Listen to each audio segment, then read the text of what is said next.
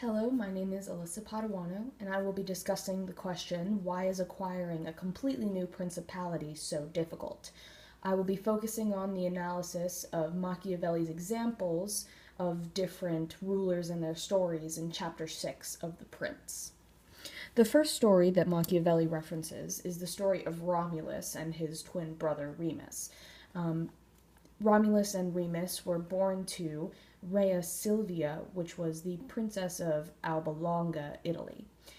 During her pregnancy, her father's reign was overthrown and her children were sentenced to death.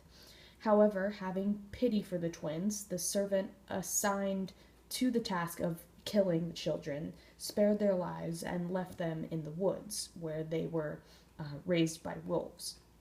And once grown, they set out to found a city of their own. So they returned home and ultimately founded the city of Rome. The next story that Machiavelli cites in his book is the story of Theseus. And he is known for founding the city of Athens. Now, Theseus is the son of Aegeus, which is the king of Athens, but was raised by his mother in southern Greece. So instead of being raised in royalty, he was considered the lost child of the previous ruler of what is now considered Athens. So he returns to his father and to his land, and his father declares him as the heir to the throne. The third story that Machiavelli cites in his book is the story of Cyrus. And Cyrus is the son of the king of Cambyses I of Anshan. And when he was born, his grandfather, the king at the time, had a dream that Cyrus would one day overthrow him.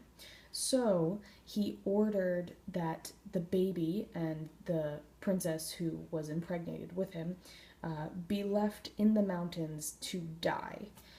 However, Cyrus was saved by herding folk who raised him as their own. And then, at age 21, Cyrus led a revolt to take back his territory and ultimately founded the territory of Persia. Now, all of these stories have similarities. The two main ones would be the first, an odd birth story. All of these rulers came from or were sentenced to death or cast off, considered illegitimate, etc. And then the second being that they have some sort of claim to their principality. So they're long lost princes. They take what is rightfully theirs. Now, the fourth story that Machiavelli uses is going to be the story of Moses. And he is known for establishing Judaism. And he was left in a basket in the woods by his mother and returns to help his people. So, like the previous stories, he has an odd birth story. However, Moses is an odd choice because he really did not found anything, in the sense that he did not claim a territory that is his, and he did not have like a principality, a set principality. He established Judaism, nothing that is tangible.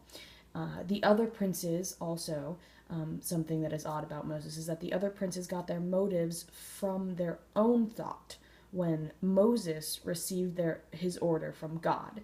And Moses had the skill and leadership to have people willingly follow him, but technically he was just carrying out God's orders and what God had planned for him. And he needed that external guidance as a force or power to help him become the ruler or leader that he became.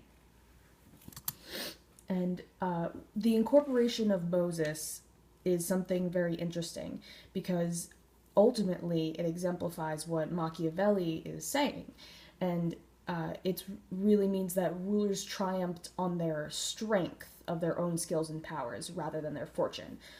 All of these stories relate to a ruler who did not come from or was not raised in royalty and did not have fortune to help them rule. So, in conclusion, it is difficult to acquire a completely new principality because a new ruler is different from the old ruler.